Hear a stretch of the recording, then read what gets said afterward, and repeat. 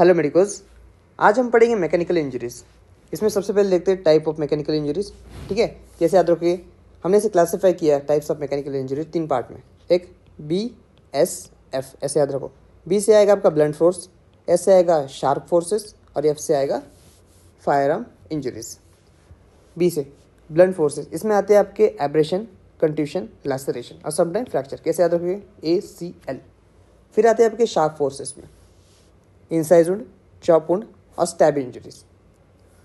ठीक है, कैसे याद रखिए, ICS। इंसाइज वुंड किससे होता है, स्कैल्पेल से होता है। Chop wound heavy object, heavy sharp object की वजह से होता है, जैसे एक्स, चॉपर। और स्टैब इंजरी होता है आपका नाइफ से। Fire arm injuries, fire arm injuries किस किस की वजह से होती है, इसमें ब्लास्ट इंजरीज आ जाते हैं, जैसे गन हो गया and some missiles, tank etcetera. फिर आते हैं आपके एब्रेशन। इस वीडियो में हम पढ़ेंगे एब्रेशन, जो कि ब्लंट फोर्स की वजह से होता है। एब्रेशन क्या होता है, ये मोस्ट कॉमन मैकेनिकल इंजरी है, सुपरफिशियल इंजरी है। ओनली एपिडर्मिस इज इन्वॉल्व, इसमें सिर्फ एपिडर्मिस इन्वॉल्व होती है, इसमें स्कार फॉर्मेशन नहीं होता है। कॉर्नियल एब्रेशन, ये इसमें से ग्रेवियस हर्ट माना जाता है। Corneal abrasion is a grievous hurt which is punishable under section 320। Next आते हैं आपके मैकेनिकल इंजरीज के मैकेनिज्म पे। एब्रेशन के मैकेनिज्म 2 टाइप का मैकेनिज्म है, एक आपका टेंजेंशियल फोर्स, एक आएगा आपका कंप्रेसिव फोर्स। टेंजेंशियल फोर्स में और 2 टाइप है, लीनियर एब्रेशन और ग्रेज एब्रेशन। फिर आते हैं compressive force, pattern abrasion, non pattern abrasion. Pattern abrasion में 2 और पॉइंट है, एक आएगा आपका इम्पैक्ट एब्रेशन और एक प्रेशर एब्रेशन। ओके, सबसे पहले मैकेनिज्म देखते हैं इसका। टेंजेंशियल फोर्स लगाने पे क्या होता है। टेंजेंशियल फोर्स लगा हमने अभी एपिडर्मिस पे, एपिडर्मिस हो गया, ये डर्मिस हो गया, इसमें सिर्फ एपिडर्मिस इन्वॉल्व होता है। टेंजेंशियल फोर्स लगाया तो क्या हो गया, यहाँ पे स्किन फटाक से ऊपर उठ गई, इसके कहते हैं हिपिंग ऑफ एपिथेलियम। क्या कहते हैं, हिपिंग ऑफ एपिथेलियम।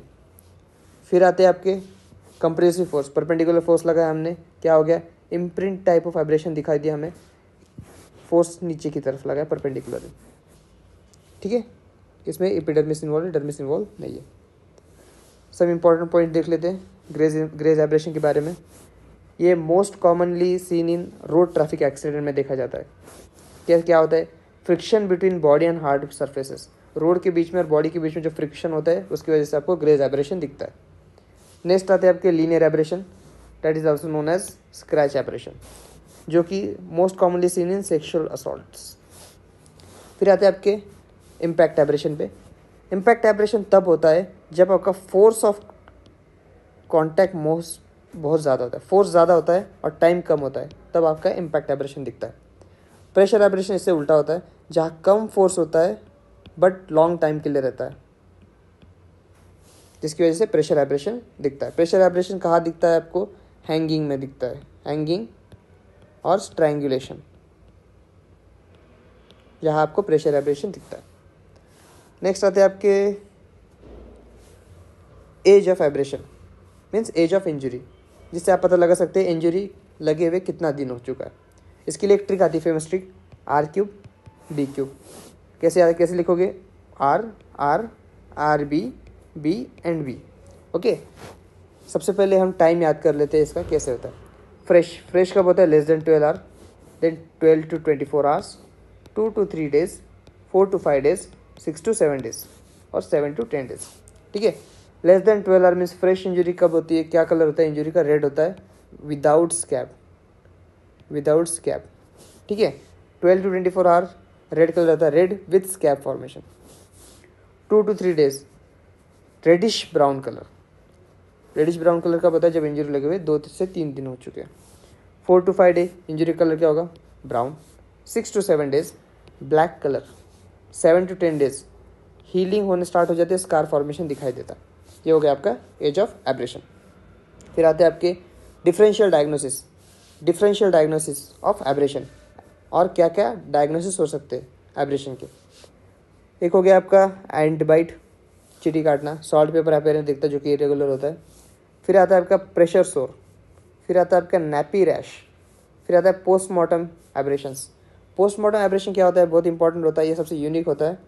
ये येलो कलर दिखाता है, लेकिन ये बोनी प्रोमिनेंस में दिखाई देता है, इसमें वाइटल रिएक्शन नहीं होती क्योंकि ये पोस्टमार्टम है।